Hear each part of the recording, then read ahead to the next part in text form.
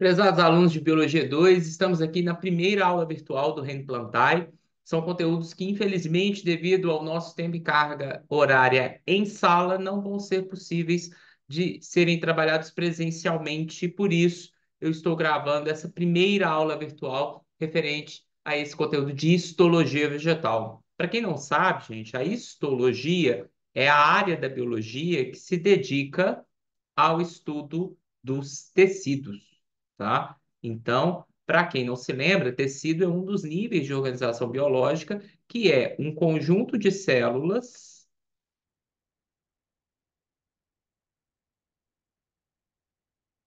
que podem ser iguais ou diferentes no seu formato, que executam uma função específica, tá?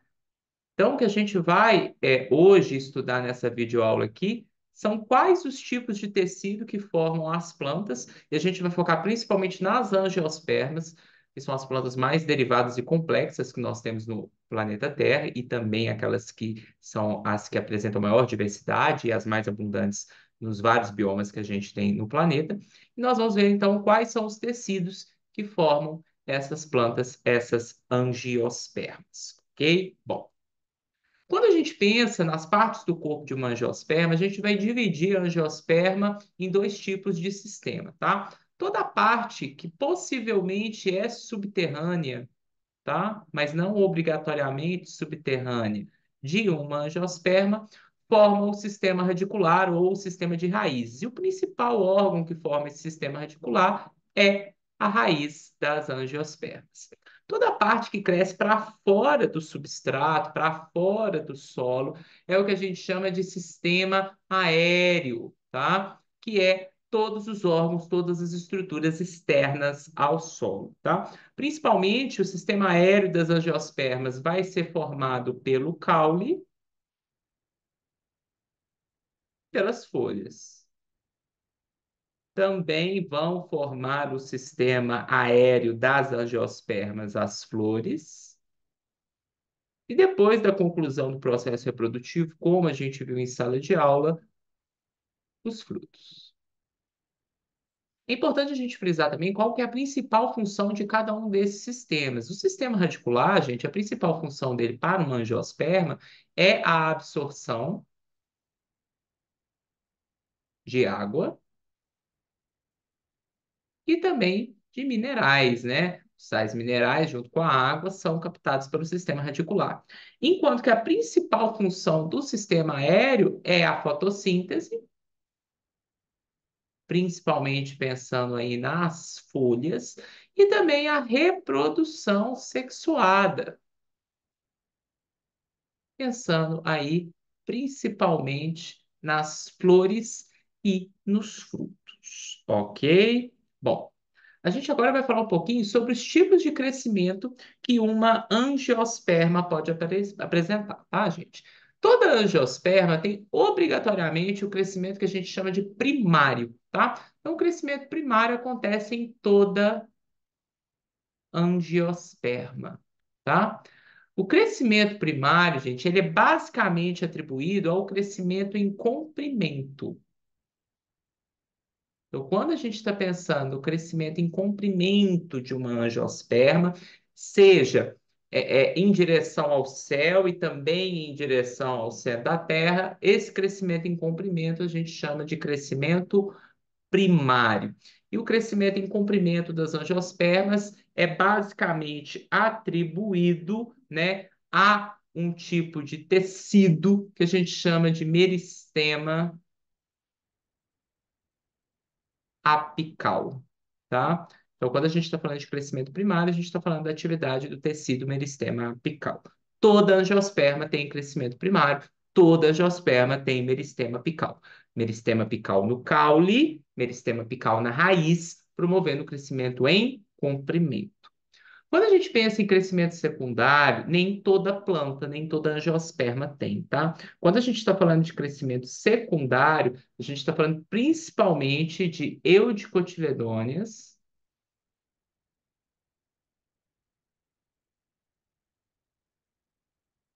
lenhosas. A gente está falando aqui de árvores e também de arbustos, tá? O crescimento secundário é o crescimento em espessura, tá? Então, quando a gente tem uma árvore, um arbusto, onde a gente observa crescimento em espessura, principalmente do caule, tá? A gente está falando de um crescimento secundário. Algumas árvores, inclusive, apresentam o crescimento secundário das suas raízes, mas é mais evidente a gente ver isso no caule, tá? E aí, nesse caso, esse crescimento em espessura, ele é fruto de um outro tipo de meristema, o meristema secundário. Ok? Então, o crescimento primário, comprimento, toda a geosperma tem crescimento secundário, espessura, principalmente no caule, restrito às eudicotiledôneas lenhosas. Bom, quando a gente fala de crescimento de planta, a gente sempre está falando de meristema. Então, meristema, gente, é um tecido indiferenciado. É um tecido que cresce pela sua multiplicação das células e pelo seu alongamento das células. Tanto o meristema primário quanto o meristema secundário são tecidos indiferenciados e que promovem crescimento. O primário, crescimento em comprimento, o secundário, crescimento em espessura. Os meristemas primários são os meristemas que ficam localizados nos ápices das plantas. Então, quando a gente pensa em uma angiosperma, a gente vai encontrar meristema primário no ápice do caule, no ápice da raiz, e ao longo do caule, a gente vai encontrar o meristema axilar, que geralmente fica ali na entrada dando os brotinhos, né, que vão promover o crescimento de ramificações do caule, tá? Mas de toda forma é um crescimento em comprimento também, tá? Então, esse meristema primário, gente, os meristemas primários, eles vão promover o crescimento da planta por duas atividades das suas células. A mitose, que nada mais é, vocês sabem muito bem, a multiplicação dessas células,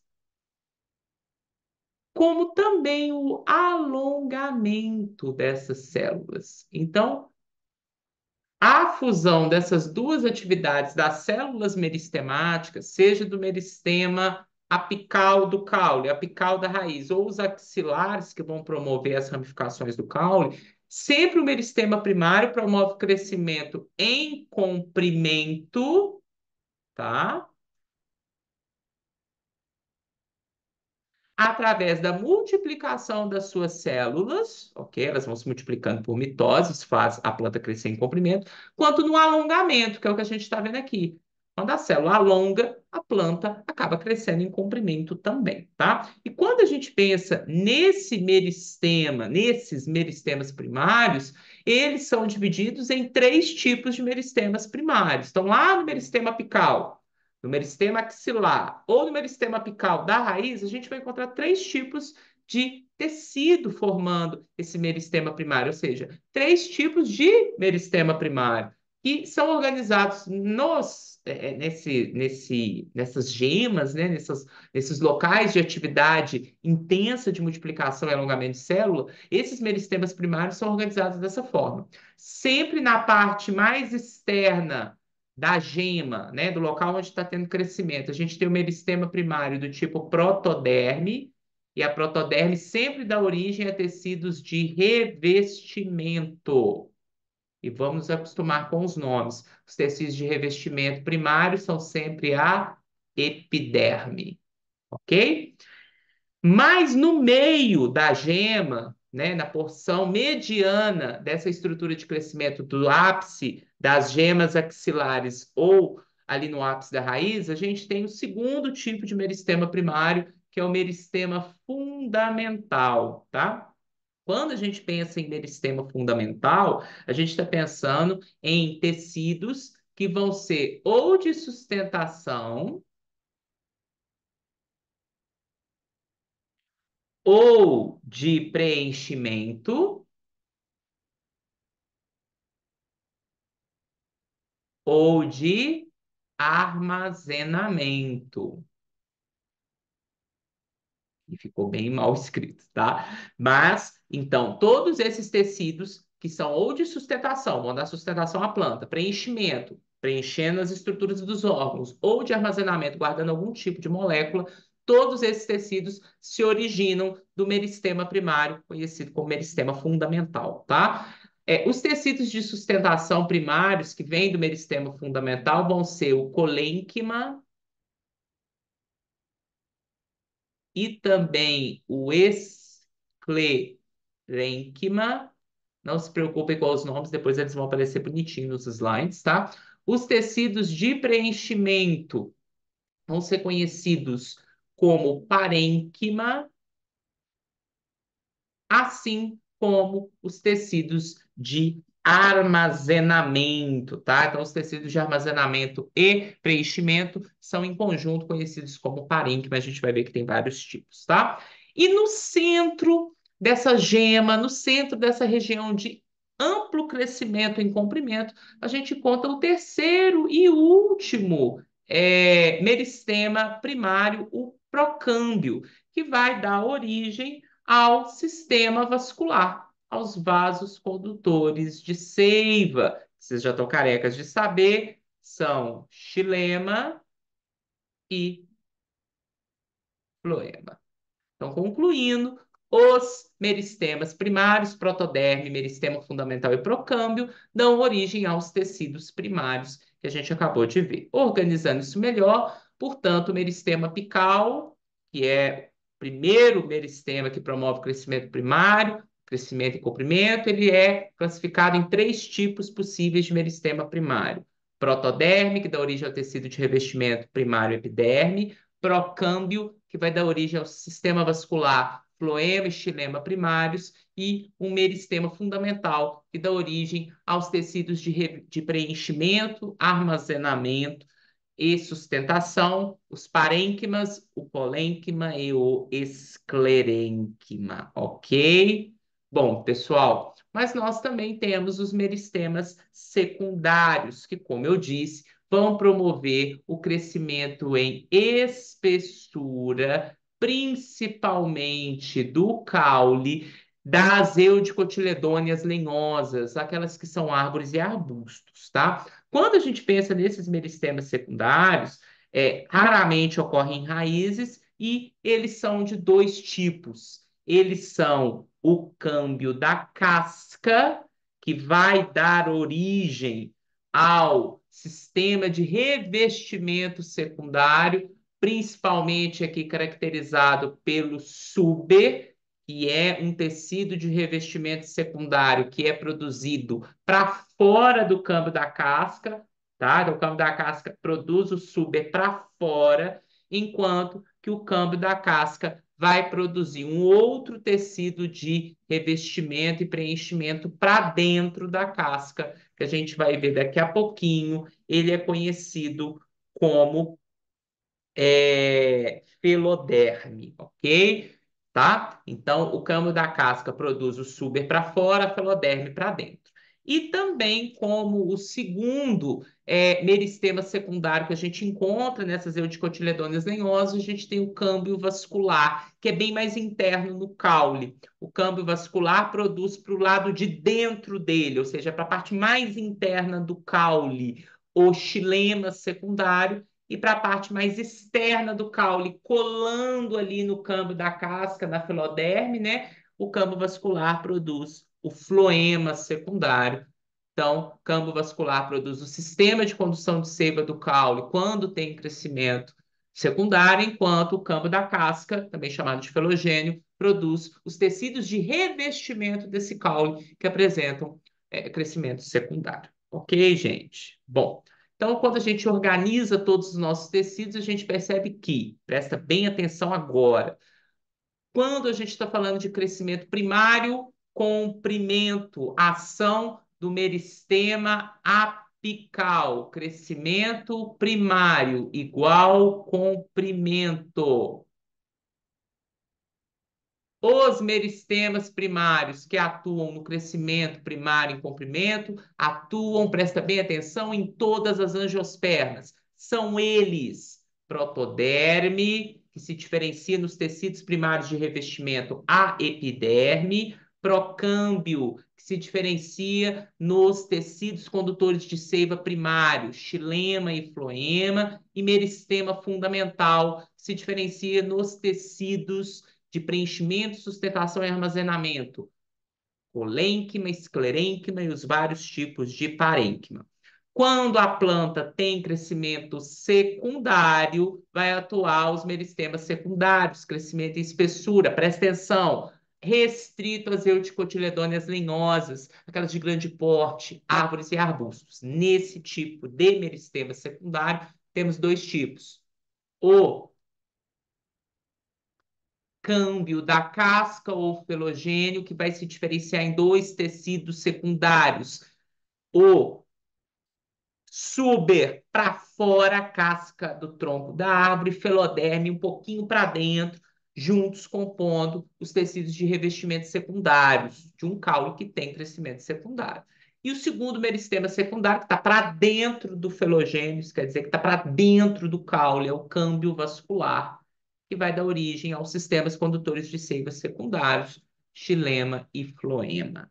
Ok, gente? Então a gente agora vai falar um pouquinho dos tecidos primários, depois a gente fala um pouquinho dos tecidos secundários. E vamos começar de fora para dentro. Vamos começar, portanto, com o nosso primeiro tecido primário, que é a epiderme, tá, gente? A epiderme é um tecido primário, é um tecido de revestimento, oriundo do meristema primário protoderme. Em todos os órgãos de uma planta, a gente vai ter, quando só tem crescimento primário, a epiderme como o tecido mais externo, porque ele é um tecido de revestimento. Quando a gente observa as características da epiderme de órgãos que têm crescimento primário, geralmente raízes, caules e folhas, a gente percebe que a epiderme ela é uniestratificada. O que significa isso, Rafael? Ela é formada por uma camada de células. E isso é bem claro aqui nesse desenho, tá? A gente vê que só tem, ó, uma camada de células formando a epiderme dos órgãos de uma angiosperma. Além disso, a gente percebe que as células são justapostas. E isso está bem claro aqui, gente, é uma do ladinho da outra, formando uma única camada de revestimento. E quando a gente observa a quantidade de matriz extracelular, que é essa mistura de substâncias orgânicas que está ali formando um cimentozinho, colando uma célula na outra, é o que está entre as células e um tecido, a gente observa que na epiderme das angiospermas a gente tem muito pouca ou às vezes nenhuma matriz extracelular, tá? Essas são as características da epiderme, comum em raízes, caules e folhas, tá? Tecido mais externo. Externo à epiderme, como a gente está vendo aqui, ó, do lado de fora da epiderme, é muito comum a gente encontrar ou uma cutícula impermeabilizante, tá? Ou uma cera feita de cerídeo, um tipo de lipídio. E a função da cutícula ou da cera é impermeabilizar a superfície da epiderme dos órgãos, reduzindo a perda de água, reduzindo a desidratação, ok? A epiderme da grande maioria dos órgãos das angiospermas pode ter estruturas anexas. O que eu quero dizer? São estruturas que vão estar na epiderme de alguns órgãos e não são obrigatórias. Tem planta que tem planta que não tem órgão que tem e tem órgão que não tem. Vamos ver quais são as principais estruturas anexas presentes na epiderme das angiospermas. A primeira, e a gente vai falar muito nas aulas de fisiologia vegetal, são os estômatos, tá? Os estômatos, gente, são estruturas que vão realizar duas importantes funções para a sobrevivência de uma angiosperma. Vão fazer troca gasosa. Isso quer dizer que através do estômato, o gás carbônico do ambiente pode penetrar num órgão vegetal e o oxigênio produzido pela fotossíntese pode sair desse órgão vegetal e ir para o ambiente, tá? Além disso, os estômatos também são estruturas que realizam o controle da transpiração, o controle da perda de água na forma de vapor, tá? São estruturas anexas da epiderme abundantes neste órgão aqui, ou seja, são abundantes na epiderme das folhas, raros no caule e ausentes nas raízes das plantas. Dando um spoiler, a gente vai ver que quando a gente está principalmente observando a epiderme das folhas, cada estômato é formado por duas células guarda, uma, duas, são células clorofiladas, como a gente está vendo aqui nessa foto de microscópio, tem muitos cloroplastos nelas, são células vivas e clorofiladas, e elas têm um formato muito típico de grão de feijão. Entre as duas células guardas que formam um estômato, a gente tem uma abertura conhecida como ostiolo. Olha o acento, ostiolo. E esse ostiolo é a abertura pela qual entra gás carbônico, sai oxigênio e também a abertura pela qual a planta perde água na forma de vapor, tá? Muito abundante em folhas, tá? Segunda estrutura anexa, às vezes comum em algumas folhas, às vezes comum em alguns tipos de caule, são os tricomas. Como a gente pode ver aqui, gente, os tricomas são estruturas anexas da epiderme, alguns são formados por várias células, eles têm vários formatos, como a gente está vendo nessa figura e aqui também nessa micrografia. E a grande função desses tricomas é reduzir a perda de água por transpiração. E alguns desses tricomas produzem substâncias tóxicas e alguns até substâncias urticantes que causam queimadura em algum tipo de ser vivo que acaba encostando num caule ou numa folha de planta. A grande função desse tipo de tricoma urticante é reduzir o ataque, né, de principalmente animais herbívoros que vão estar se alimentando de folhas e pedaços de planta. Então, na verdade, esses tricomas são adaptações que algumas plantas desenvolvem nas suas folhas e caule para reduzir o que a gente chama de herbivoria, que é a sua destruição de partes da planta para servirem de alimento para os herbívoros, ok? Bom, principalmente agora a gente vai lá para o sistema radicular, principalmente na epiderme das raízes, a gente vai encontrar uma estrutura anexa muito importante, que são os pelos. Como a gente pode ver aqui nessas imagens, os pelos são formados por células da epiderme que ficam, olha para cá, gente, bem alongadas, tá? E são muito abundantes nas raízes de qualquer angiosperma. A grande função desses pelos é, como vocês já sabem, aumentar a área de absorção de quê? Água e minerais. Por isso que eles são tão abundantes nas raízes no sistema radicular, tá? E a última estrutura anexa, que causa, inclusive, muita confusão, são os acúlios, tá? Os acúlios são encontrados em alguns tipos de caules, tá? E eles são estruturas que se parecem com espinhos.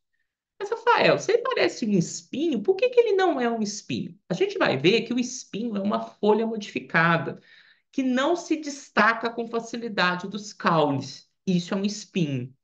O acúlio, apesar de ter um formato muito semelhante a um espinho, ele não é uma folha modificada.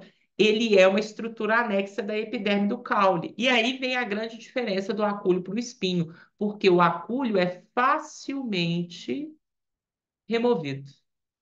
E uma grande questão que eu coloco é o que a gente encontra no caule da roseira são acúlios, porque todo mundo já deve ter arrancado um acúlio de caule da roseira com muita facilidade.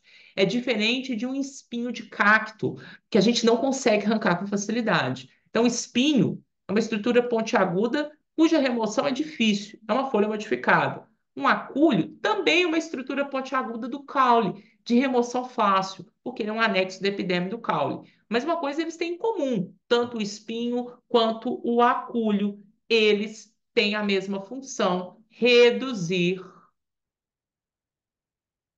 o ataque dos herbívoros. Isso quer dizer que tanto acúlios quanto espinhos reduzem a herbivoria. Beleza, gente? Então aqui a gente termina a epiderme com seus anexos. Primeiro tecido primário de revestimento oriundo da protoderme. Entretanto, no caule, principalmente, algumas plantas euticotiledôneas lenhosas vão apresentar crescimento secundário. E o crescimento secundário produz, a partir do câmbio da casca, o tecido de revestimento secundário, que em conjunto chama periderme. Então, a periderme, gente, ela é o conjunto de tecidos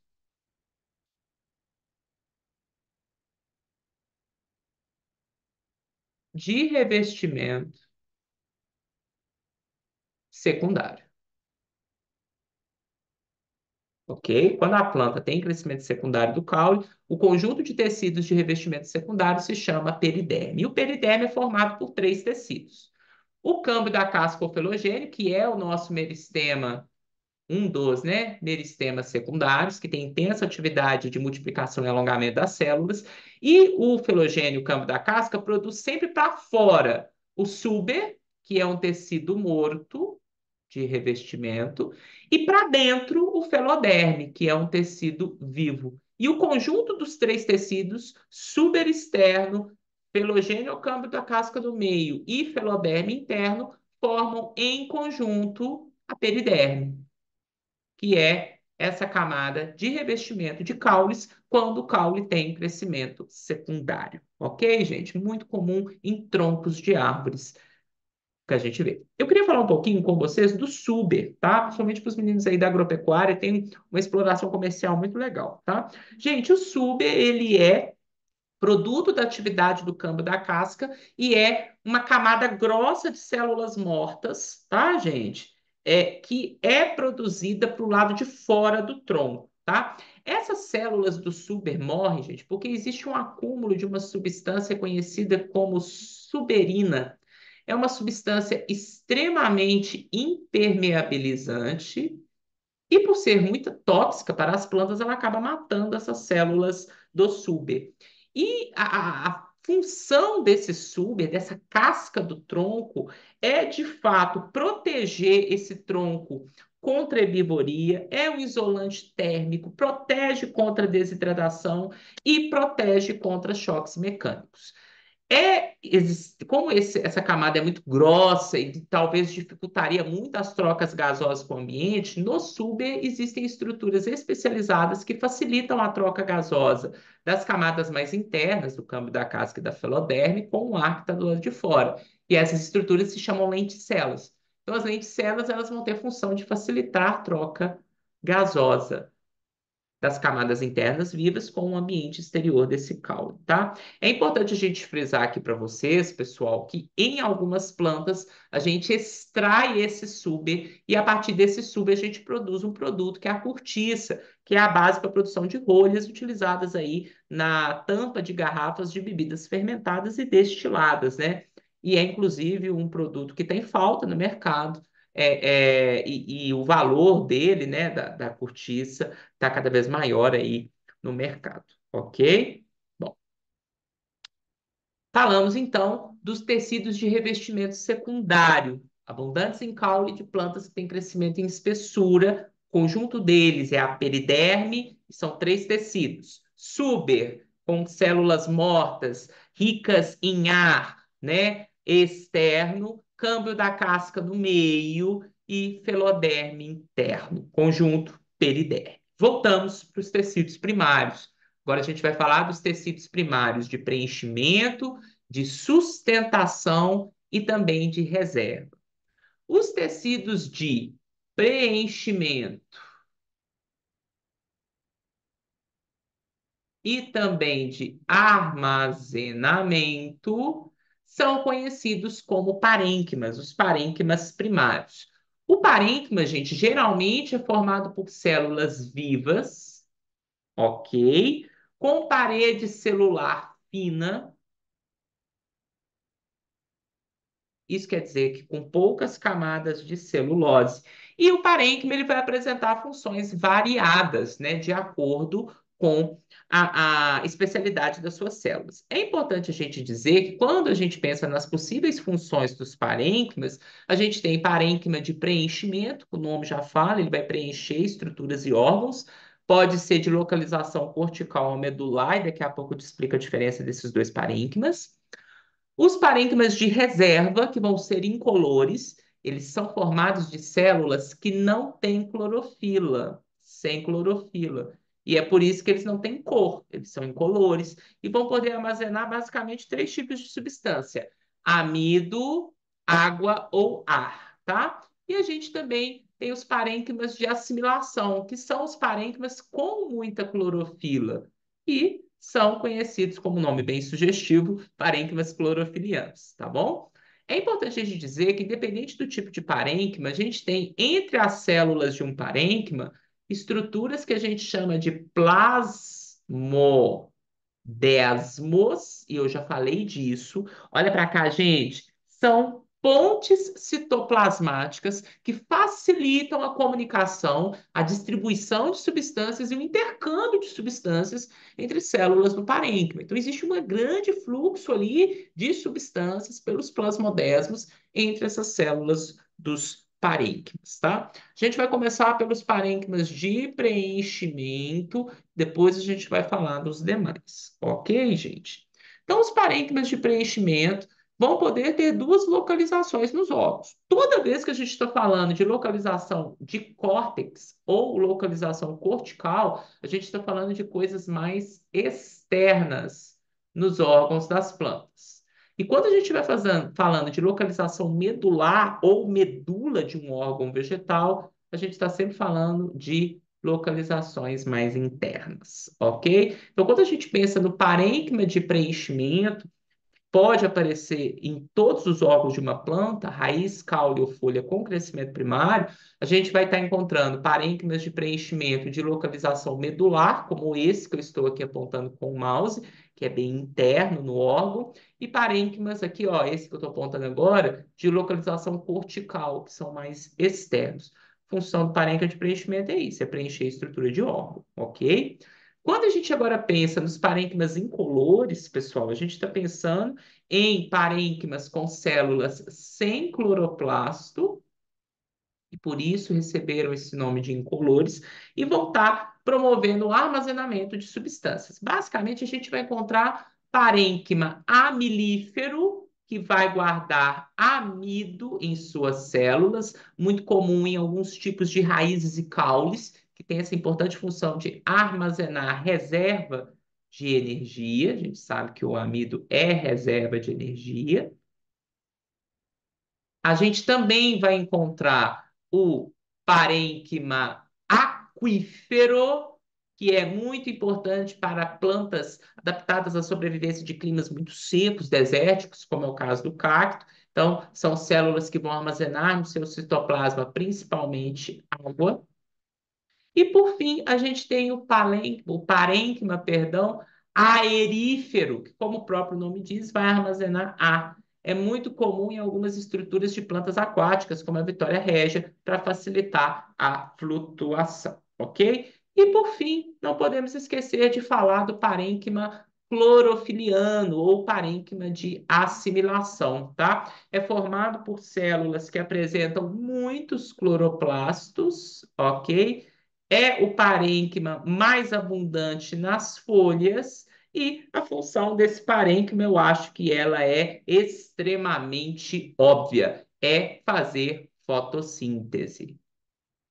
E quando a gente observa uma folha, a gente percebe que existem dois tipos de parênquima clorofiliano. Esse aqui, voltado para a epiderme superior, aquela que está voltada para o sol, que é o palissádico. Veja que as células dele são compridas e são justapostas, quase não tem substância intercelular.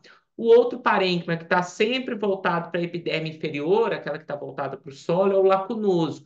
As células não têm o mesmo formato prismático, esse formato retangular, elas têm formatos variados, ovais, cilíndricos, e a gente já percebe muita presença de espaço, matriz intercelular ou até ar entre elas. O conjunto desses dois parênquimas forma o parênquima clorofiliano das folhas, ok? E para terminar esses tecidos aqui de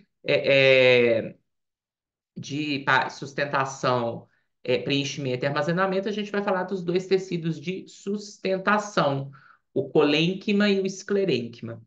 Todos os tecidos de sustentação, gente, têm células com parede celular muito espessa, ok? Com muita celulose, muita pectina, e isso garante a essas células muita rigidez. É por isso que esses colênquima e esclerênquima conferem sustentação aos vários órgãos aonde eles ocorrem. Entretanto, entre eles existe uma diferença. O colênquima não tem lignina, portanto, as células do colênquima são sempre vivas e ele é um pouco menos rígido. O esclerênquima, ele tem depósito de lignina na sua parede, a mesma lignina do xilema, e isso faz com que as células do esclerênquima acabem morrendo e, portanto, ele é um tecido de sustentação mais rígido, ele é mais eficiente em dar uma boa sustentação nas células do esclerênquima. Então, o esclerênquima, ele tem lignina, o colênquima não tem lignina, ambos atuam como tecidos de sustentação. Quando a gente pensa em sistema vascular, em tecidos vasculares, a gente está pensando em sistemas condutores de seiva, e são dois tipos de tecido, xilema e floema. Quando a gente pensa em xilema, a gente tem células sempre mortas, ocas, não tem citoplasma dentro e lignificadas, com lignina, e transportam seiva bruta, aquela seiva que é formada de água mais minerais, seiva que é transportada das raízes para o sistema aéreo. Dois tipos de célula existem: as traqueídeas, que são células mortas com reforço de lignina na sua parede, células menores e mais finas.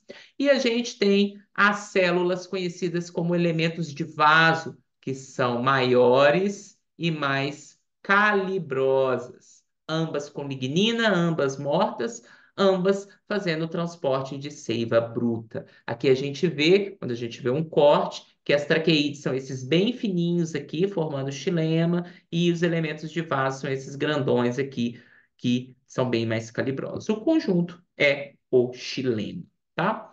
Quando a gente pensa em floema, a gente pensa em células vivas, sem núcleo, que transportam seiva elaborada, aquela seiva que é formada por água e fotoassimilados, principalmente glicose, sacarose e outros carboidratos e aminoácidos para a produção de proteínas, tá? Existem dois tipos de célula viva nucleada compondo o floema.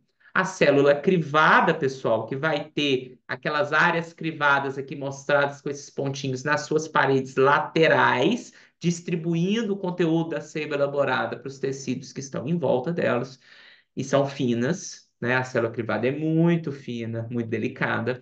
E a gente tem as células conhecidas como elementos do tubo crivado, que são bem mais calibrosas, elas têm as placas crivadas na lateral, mas os elementos do tubo crivado têm essas placas crivadas nas extremidades terminais de um elemento do tubo crivado quando ele vai ter a divisa para o próximo, tá? E isso facilita a passagem da seiva elaborada de um elemento do tubo crivado para o outro, tá? Mesmo que as células do elemento do tubo crivado sejam vivas, elas, por não terem núcleo, acabam que elas não conseguem produzir todas as moléculas. Então, sempre que a gente tem uma célula do elemento do tubo crivado, na lateralzinha dela aqui, a gente tem uma célula que a gente chama de célula companheira, que é uma célula nucleada e que transfere nutrientes e outras moléculas para as células do elemento do tubo crivado, que junto com a célula crivada formam o feixe vascular do floema, tá?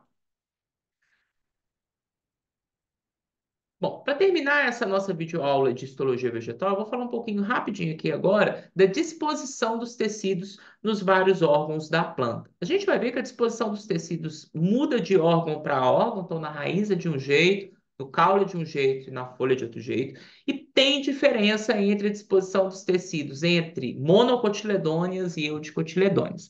Reforço, Toda vez que eu estiver falando de tecidos localizados na parte central do órgão, eu vou estar falando que é localizado na medula ou medular, e mais na periferia do órgão, mais perto da parte externa do órgão, a gente vai falar de localização cortical, tá?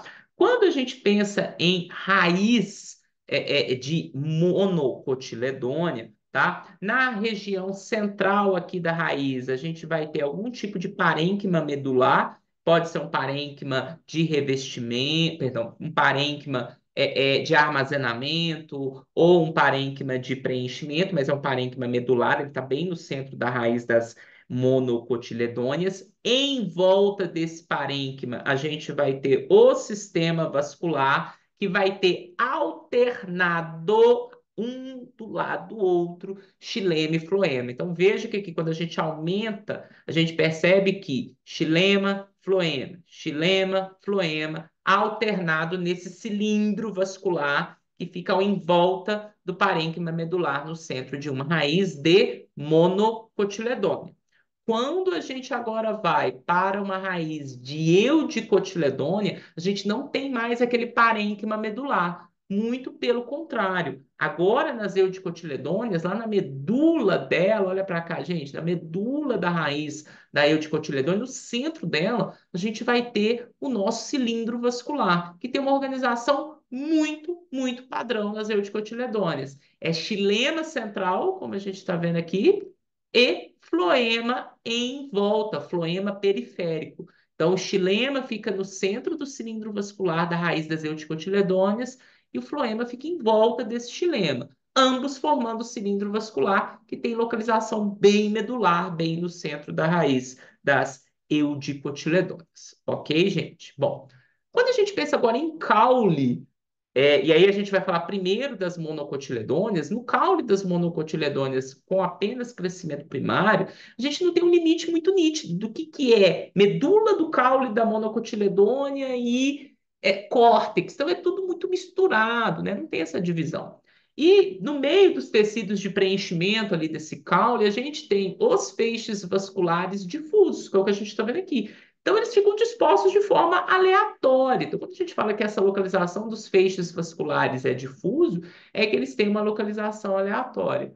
E sempre a gente vai ter essa disposição, né, com o xilema no mesmo feixe vascular paralelo ao floema. É o que a gente está vendo aqui, ó. A gente tem no feixe vascular floema e xilema. Cada feixe vascular composto de xilema e floema em um caule de monocotiledôneo, como a gente está vendo nessa imagem esquemática aqui, eles estão dispersos e não tem uma divisão nítida entre o córtex e a medula do caule de uma monocotiledônia. Quando a gente agora vai para uma eudicotiledônia, que tem crescimento apenas primário, a gente percebe que os feixes vasculares, eles formam um anel, um cilindro ao redor da medula. Então é o que a gente está vendo nessa figura. A medula central tem lá seus tecidos de sustentação, colênquima, esclerênquima ou preenchimento, algum tipo de parênquima.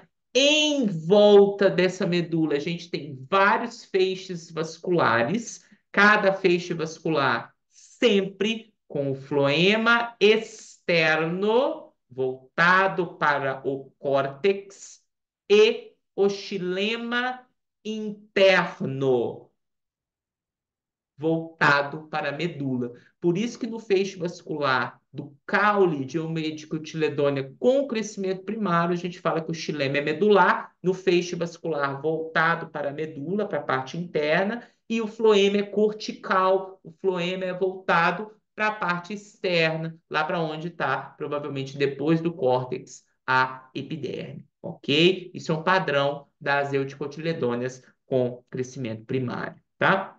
Quando a gente agora vai para uma eudicotiledônia com crescimento secundário, a gente está pensando nas nossas eudicotiledôneas lenhosas, é muito importante a gente lembrar dessa questão aqui. A gente sabe que a parte externa de revestimento do caule de uma eudicotiledônia com crescimento primário é formada lá pela é, periderme, perdão, periderme. A periderme é o conjunto daqueles três tecidos que a gente viu. o câmbio da casca produzindo suber para fora, o câmbio da casca produzindo a feloderme para dentro. O conjunto das três, periderme, é os nossos tecidos secundários de revestimento. Para a parte mais interna desse caule com crescimento secundário, a gente vai encontrar o câmbio vascular produzindo para fora, isso quer dizer para o lado da periderme, o floema secundário, que é sempre próximo à casca do tronco, e o campo vascular produz para medula do tronco, isso quer dizer para o lado de dentro, o xilema secundário. Só que o xilema secundário da árvore ele se diferencia em duas porções. Ele tem o cerne e o alburno. O cerne, gente, ele é sempre mais escuro e ele já é um xilema que não tem mais função. Então, no cerne, nós vamos encontrar elementos de vaso e também traqueídeos que não vão mais transportar seiva bruta.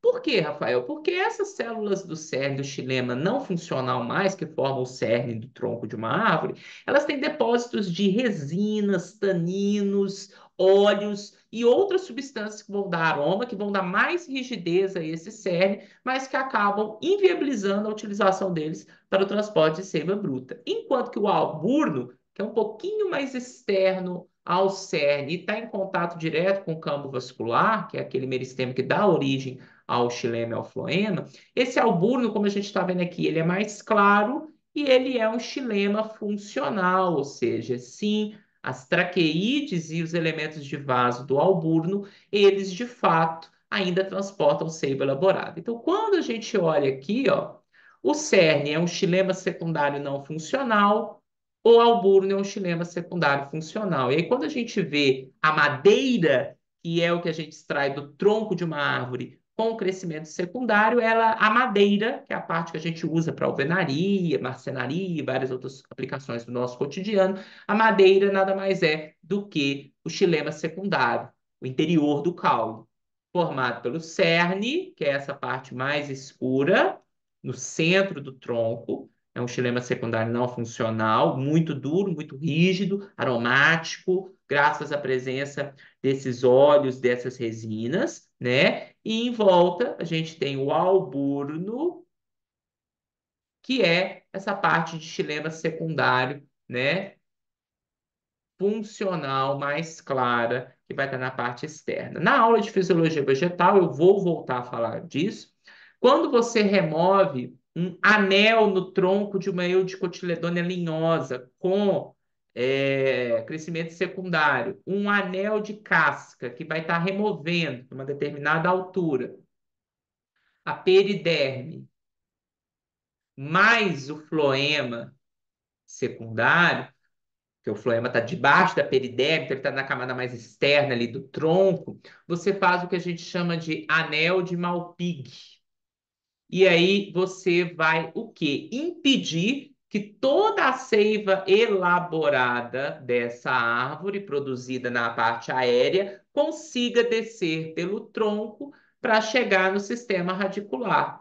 E quando não tem seiva chegando no sistema radicular, as raízes acabam morrendo e, com o longo do tempo, não conseguem mais mandar a seiva bruta para a parte aérea. Isso acaba, então, essa interrupção do fluxo da seiva elaborada acaba matando as raízes e pouco tempo depois acaba matando a árvore, né? É uma forma muito cruel de você eliminar uma árvore e é uma técnica de alendamento que hoje é considerada crime ambiental no nosso país, mas foi muito utilizada quando você queria matar uma árvore, retirando esse anel de malpiga, esse anel de casca da árvore, ok? E para concluir a nossa aula, falta a gente falar da disposição dos tecidos nas folhas, tá? A gente não pode esquecer, gente, que a folha, ela é um órgão de fotossíntese e de transpiração, tá? Então é ela que vai, de fato, realizar a produção de fotoassimilados e vai controlar a perda de água por transpiração. E quando a gente observa a folha, ela é uma lâmina verde que tem duas epidermes, tá? Então a gente tem a epiderme superior, que está voltada para o sol, e a epiderme, que é essa daqui, inferior, que é a voltada para a Terra. Tanto na epiderme superior quanto inferior, a gente tem como principal anexo comum nas folhas de todas as angiospermas os estômatos, aquelas estruturas que vão fazer troca gasosa com ar e também controlar a transpiração. Em plantas de clima muito quente, é comum a gente ter concentração de estômatos na face inferior e ausência na superior, mas não é um padrão e é comum a gente encontrar estômatos nas duas epidermes. Toda a parte que está no meio das duas epidermes de uma folha forma o mesofilo, meso meio filo no meio das duas epidermes. E esse mesofilo vai ser basicamente composto por parênquima clorofiliano, então tudo que a gente está vendo verde aqui é parênquima clorofiliano, que a gente viu que pode ter mais voltado à epiderme superior, parênquima palissádico, que é esse com células compridinhas, uma do ladinho da outra, e voltado mais para perto da epiderme inferior, o parênquima lacunoso ou esponjoso, que já tem células com formato irregular, arredondadas e ovais, e tem muita matriz extracelular entre elas e muito ar. Tanto o parênquima palissádico quanto o esponjoso são do tipo clorofiliano, tá? São aqueles que têm muita clorofila, muito cloroplasto, peraí, gente, clorofila, e, portanto, são os responsáveis pela fotossíntese. No meio desse parênquima clorofiliano, né, no meio desse mesofilo, a gente vai encontrar as nervuras, que são estruturas que vão conter tecidos de sustentação primário, colênquima ou esclerênquima, e vão ter os vasos condutores de seiva, tá? Então, é dentro dessas nervuras das folhas que a gente vai encontrar xilema e floema, com uma disposição padrão. O xilema sempre voltado para a epiderme superior e o floema sempre voltado para a epiderme inferior. Ok, gente? Com isso, a gente conclui essa primeira videoaula referente à histologia vegetal. Outra videoaula que também a gente vai ter no Reino Plantar e que vocês devem assistir logo depois dessa é a de anatomia vegetal, onde a gente vai ver um pouquinho sobre as várias formas que a gente encontra os órgãos das angiospermas. Então a gente vai ver as funções, as variedades e as funções específicas dos vários tipos de raiz, caule, flores e frutos. Não deixem de ver e até a próxima videoaula, gente.